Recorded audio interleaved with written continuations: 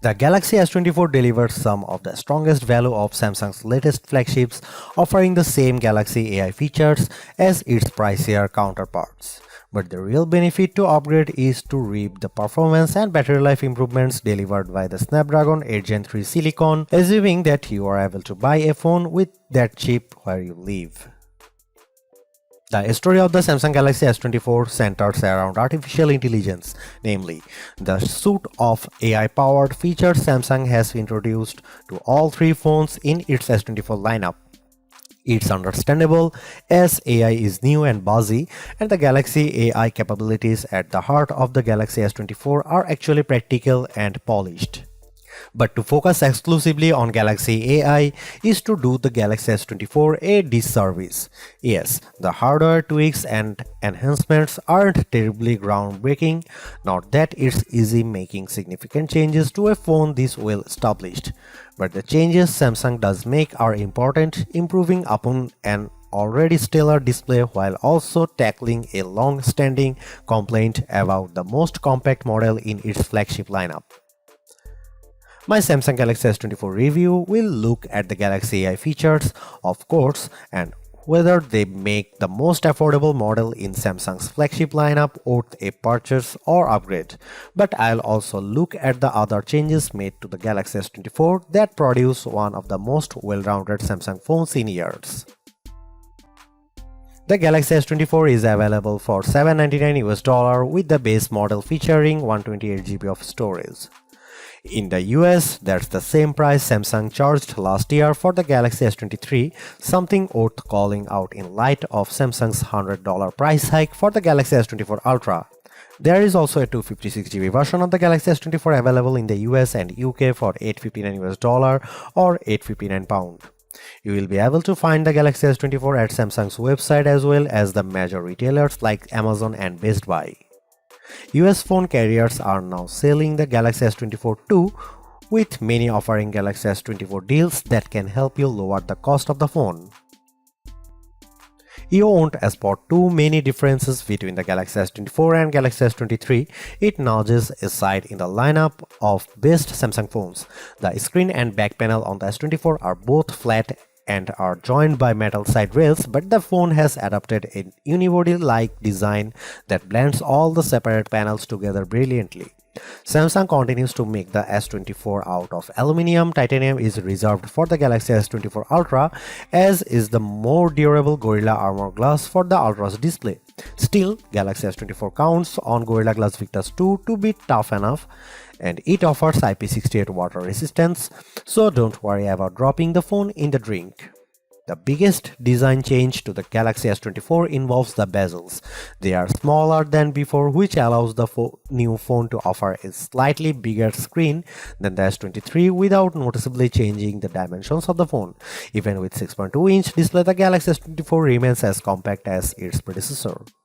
I wish I could get excited about the Galaxy S24 color options, which strike me as a bit muted. Names like Onyx Black, Marble Grey, Cobalt Violet, and Amber Yellow make the colors sound a lot more dramatic than they actually look. I would suggest heading to Samsung's online store, where exclusive options in blue, orange, and green at least add some variety to your choice.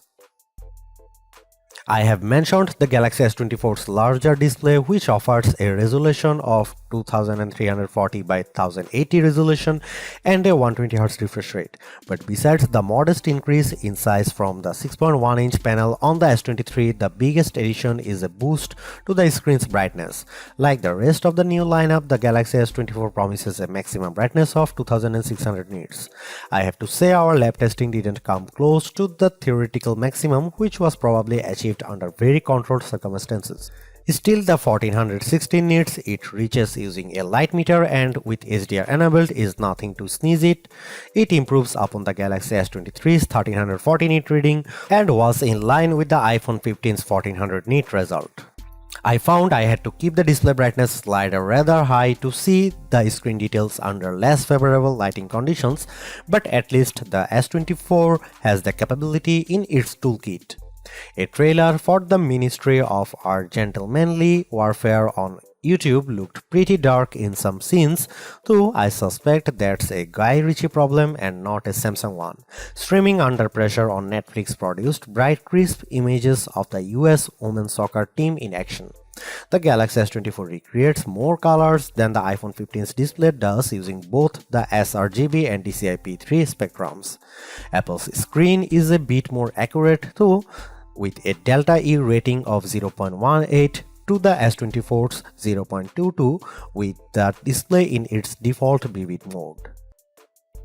In terms of camera hardware, Samsung hasn't really touched a thing for this Galaxy S24 update.